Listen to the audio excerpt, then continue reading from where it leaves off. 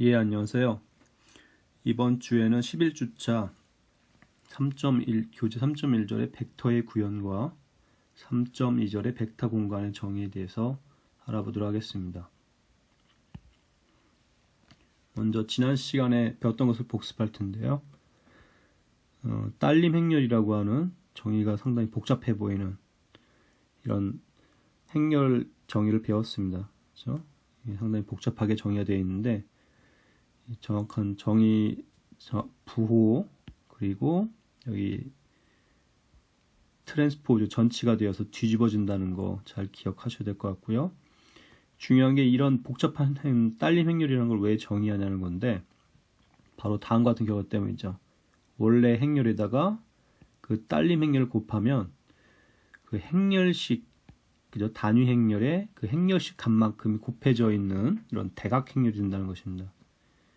굉장히 중요하고, 그래서 알 수 있는 결과가 바로 가역이면 가역인 것과 동치 조건인데 행렬식이 0이 아니라는 것이죠.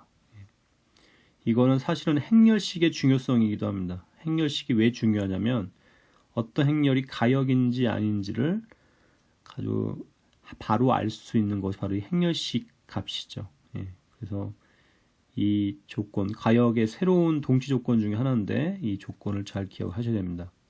그리고 이 행렬식이 0이 아닌 경우에 역행렬이 앞에서 정의한 이제 이 딸림 행렬을 행렬식 값을 나눈 값이 역행렬이 된다는 거 역시 잘 아셔야겠죠.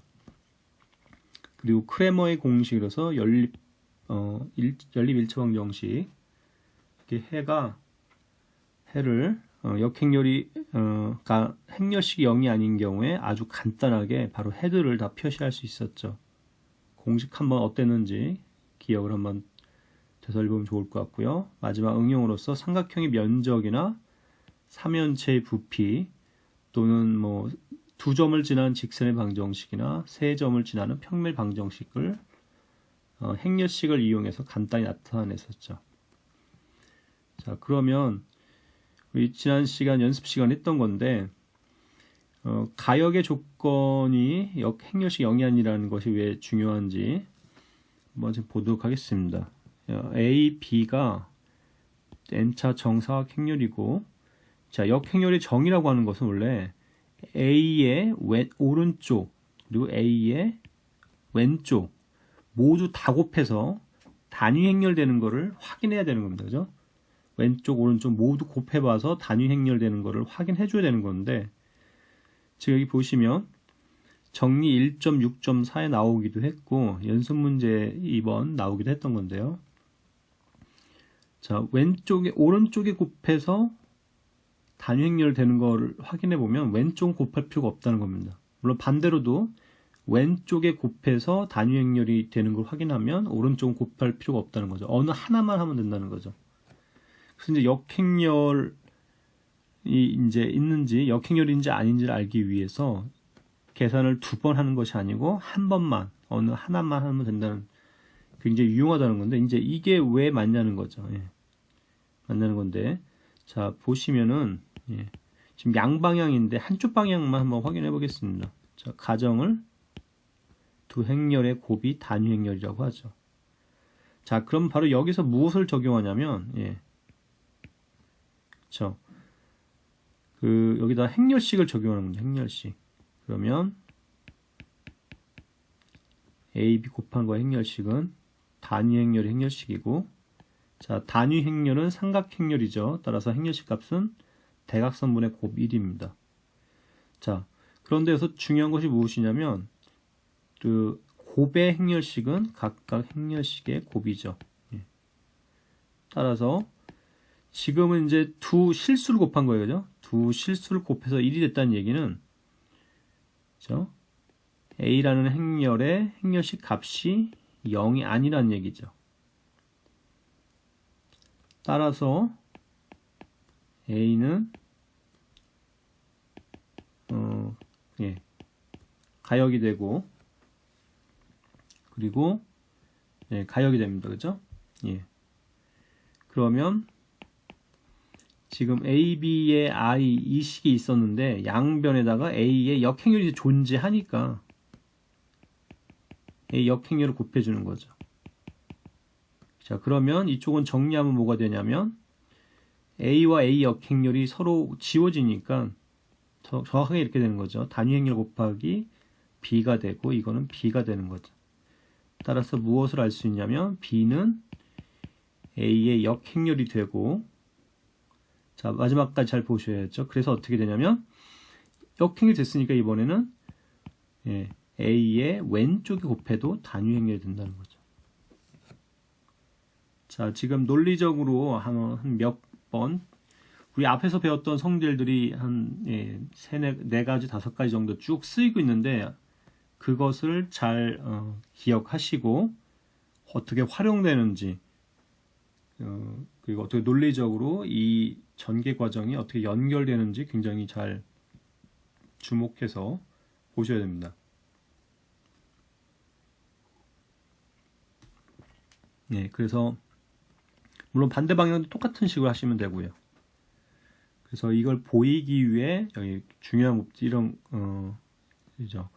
행렬 곱의 행렬식은 각각 행렬식 곱이라던가 그리고 곱이 이제 숫자 곱이 1이니까 행렬식 값이 0이 아니라던가 이런 부분들 중요해 쓰인다는 걸 알 수가 있습니다. 자, 그래서 이번에 이제 이번 주 내용으로 이제 들어가서요.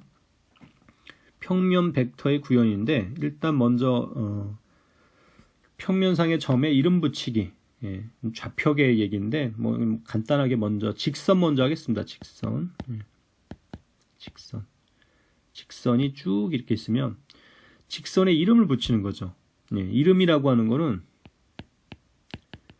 두 가지가 중요한데 모든 점에 다 이름이 있어야 하고요. 그리고 같은 이름을 사람의 경우는 그렇지 않은데 같은 이름의 점이 2점 이상이 있으면 안 되는 거죠. 그래서 하나의 이름 불렀을 때 딱 한 점을 가리켜야 되는 거죠. 그래서 여러 가지 방법이 있겠지만 이 쉬운 방법이 바로 좋은 방법이 뭐냐면 기준점 하나 잡아서 뭐라고 이름 붙이자면 0이라고 이름 붙이고요. 그죠?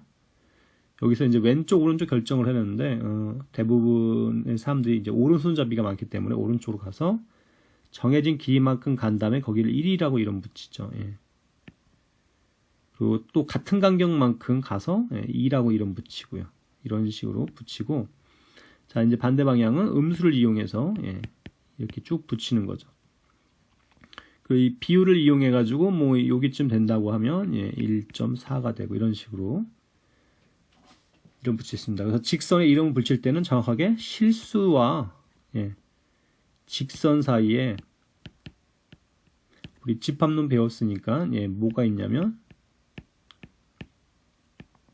1대1 대응이 있죠. 그래서 직선에는 정확하게 실수 하나하나들의 이름을 붙이면 정확하게 됩니다. 그죠? 그래서 실수 하나 아무거나 잡으면 반드시 직선 위에 한 점을 가리키는 것이 되고 직선 위에 아무 점을 가리키면 그거의 이름은 어떤 실수값 하나 딱 정해지게 되는 겁니다. 자, 이걸 이용해서 이제 평면에다가 이제 이름 붙이려고 한다면 자, 평면이 쭉 이렇게 여기 화면에 있는데 이렇게 이제 수평 방향으로 해서 이제 흔히 이제 첫 번째 좌표라고 하죠. 첫 번째 좌표를 잡아서 앞에서 한 것처럼 이 직선에 이름 붙이는 거죠. 직선에 이름 붙이고요.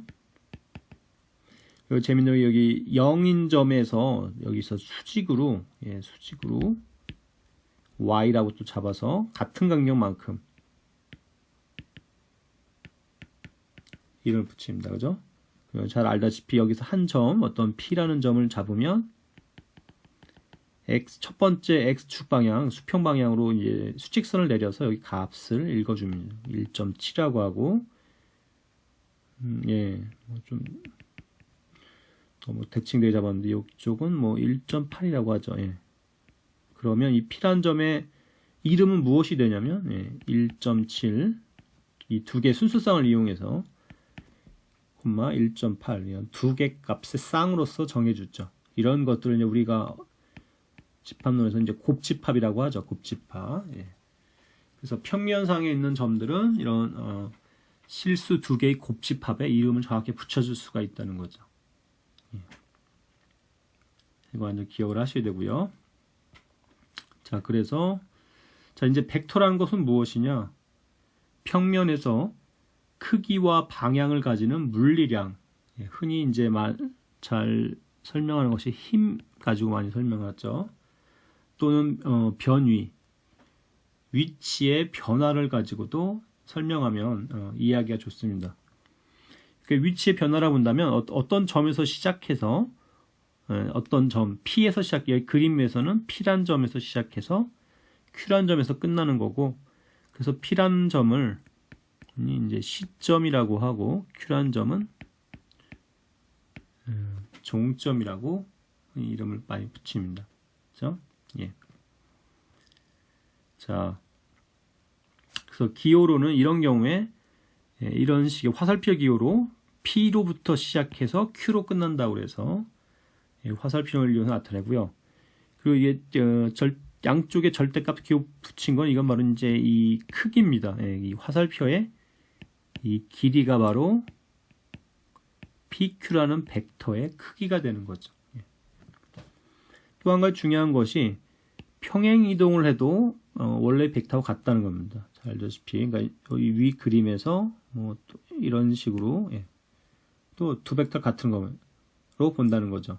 그러니까 시점, 종점이 모두 같아야 되는 것이 아니고, 아까도 얘기했듯이 위치의 변화니까 변화가 같으면은 다 같은 벡터로 본다는 거죠. 같은 만큼 변했으면. 그래서 자, 그런데 이제 평행 이동을 해도 원래 벡터 같기도 하고, 시점과 종점 두 가지 갖고 나타내는 것이 너무 불편하기 때문에 어떤 아이디어를 냈냐면 시작점을 모두 한 점으로 통일하자는 거죠. 그렇게 되면 이제 뭐만 알면 되냐면 종점만 알면 됩니다. 왜냐하면 시점은 항상 정해져 있으니까 굉장히 편한 방법이고, 이 한 점은 흔히 이제 아까도 얘기했듯이 평면에서 어떤 점이 가장 좀 딱 특별한 점이라고 할 수 있냐면 바로 원점이죠. 그래서 흔히 원점을 시점으로 통일하고 종점만 나타냅니다. 그래서 그럴 이름을 이제 위치 벡터라고 하죠. 위치 벡터. 그래서 이제는 이제 주의하셔야 되는 게 한 점을 얘기할 때도 됐고, 이 점을 그냥 벡터라고 부르기도 합니다.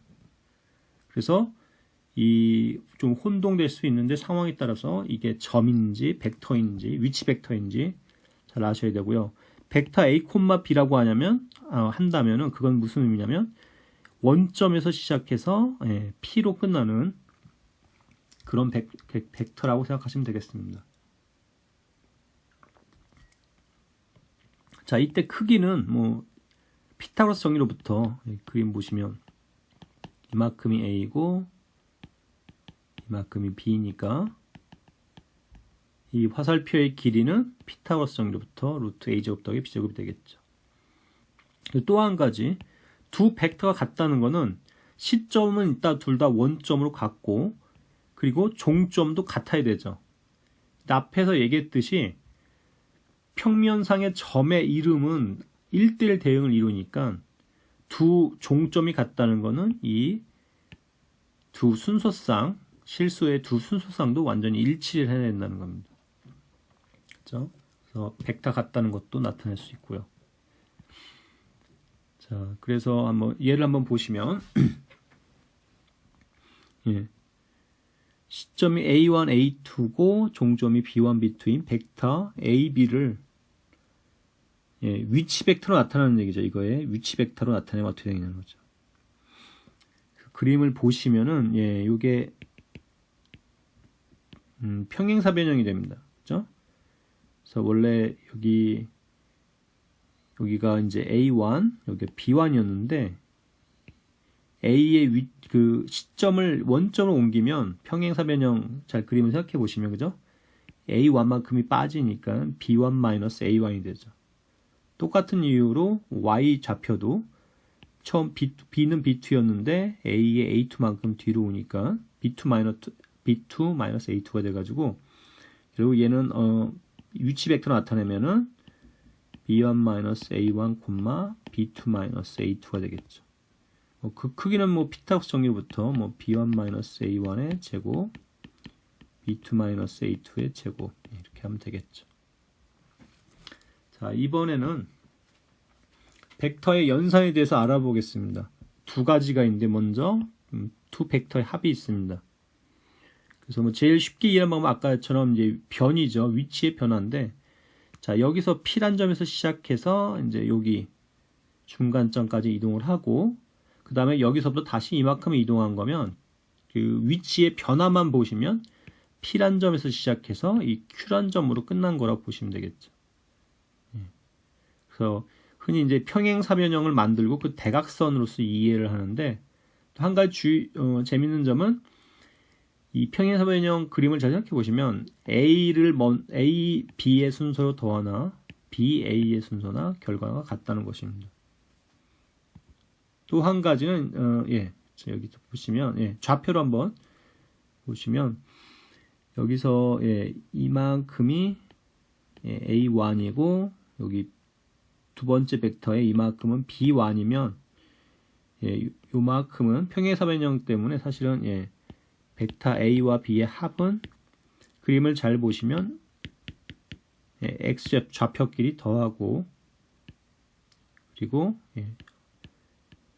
두 번째 좌표 Y 좌표끼리 더한 게 된다는 것을 그림을 잘 보시면 알 수 있습니다. 자, 스칼라베의 경우인데 그림에서 원래 벡터가 뭐 A라는 벡터가 A1, A2라고 하면 이거에 뭐 2배를 해줬다 하면은 각각 좌표가 모두 다 2배가 된다는 걸 알 수가 있습니다. 마찬가지로 상수 스칼라 C배만큼 해주는 거는 각각의 성분의 스칼라 C를 곱하면 됩니다.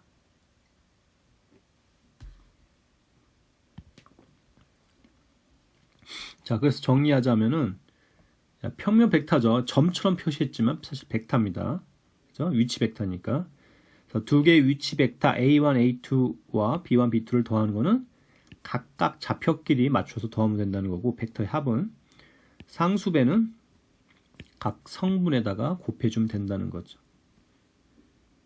자, 그래서 예제가 하나 있는데,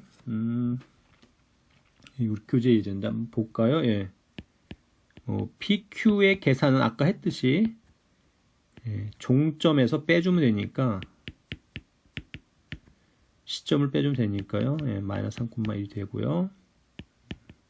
그리고 PR은 마찬가지로 R2에서 1을 빼고 5에서 1을 빼니까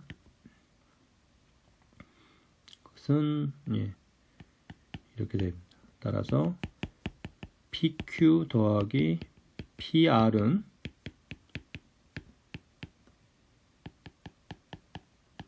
이걸 더하면 되니까요. 마이너스 2,4가 되겠죠. 뭐 크기는 계산하지 않겠습니다. 자, 이번에는 그럼 공간 벡터입니다. 자, 먼저 공간에 위에 있는 점들의 이름을 좀 예쁘게 잘 붙이다 보면은 사실 뭐 평면에서 우리 한 거니까 사실은 세 개의 순서쌍이면 되는 거겠죠. 이렇게 A, B, P, C이고 뭐 A, B, C가 모두 실수인 이런 순서쌍들의 집합을 가지고 공간 위에 있는 점들의 이름을 붙이면 되겠다는 거죠. 저는 이제 위치 벡터를 나타내는 것도 이제 원점을 시점에서 나타내면 되고요. 여기서도 마찬가지로 평행 이동하더라도 공간 벡터는 변하지 않는 거겠죠. 마찬가지로 두 벡터의 합, 스칼라배도 똑같은 식으로 생각할 수가 있습니다. 먼저 하나 직선의 방정식인데 한 점을 지나고 어떤 주어진 벡터의 평행인 직선의 방정식을 생각한다고 하면 그러면 자 직선에 있는 점을 x, y, g라고 하면 그렇죠? 그러면 그 점 P에서 두 개를 빼주면 이걸 Q라고 하면 PQ라고 하는 벡터랑 이 A라고 하는 벡터가 평행이 된다는 거니까 이거는 뭐랑 동치냐면 그 스칼라배를 생각하시면 바로 스칼라배면 된다는 걸 알 수 있죠. 어떤 적당한 스칼라 T가 있어서 이 PQ라는 벡터가 이 A라는 벡터의 t배면 되겠다. 그래서 이거를 보시면 이거는 결국 x, y, g에서 x0, y0, g를 뺀 값이 되고요. ta는 이렇게 되겠죠. 그래서 뭐 체계처럼 이걸 그 열벡터로 표시해도 되고요. 열벡터로 표시하면 x, y, g는 t배의 a, b, c 더하기 x0, y0, g0로 나타내면 되겠죠.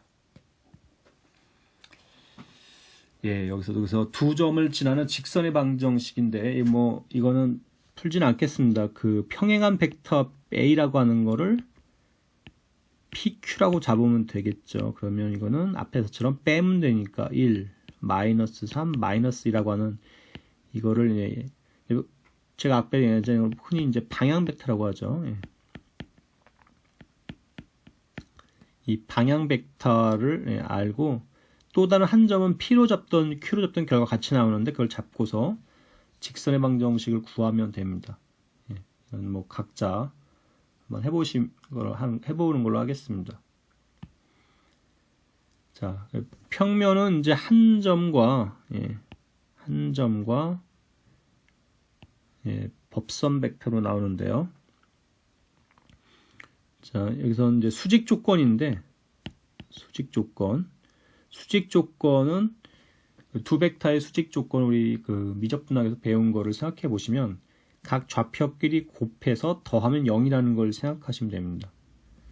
그래서 한 점을 예를 들어 x0, y0, g0 하고 법선 벡터 n을 a, b, c라고 하고 우리가 그 구하고자 하는 평면의 임의의 점을 그냥 x, y, g라고 놓으면 그러면 x, y, g 빼기 x0, y0, g0 이게 바로 얘가 P고 얘가 Q면 이게 바로 PQ라는 벡터죠. 이거랑 뭐가 수직이냐면 n이 수직이니까 이 아까 얘기했던 거를 적용하면 쉽게 나타날 수 있습니다.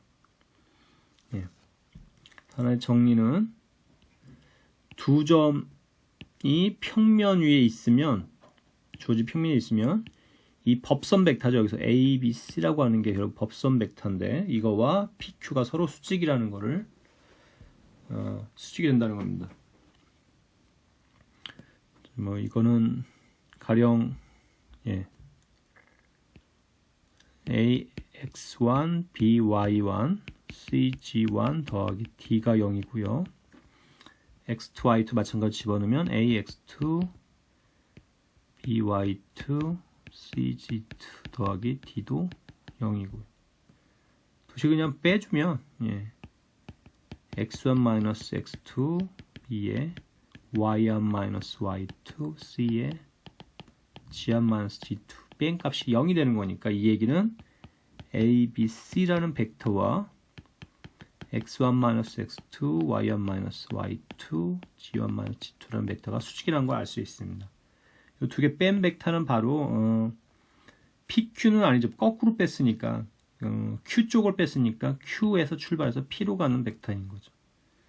어쨌든 마이너스 붙여주면 되니까 이 법선 ABC라는 벡터와 이 PQ라는 벡터가 서로 수직인 것을 알 수가 있습니다. 그래서 이 N이라는 벡터를 바로 법선 벡터라고 하죠.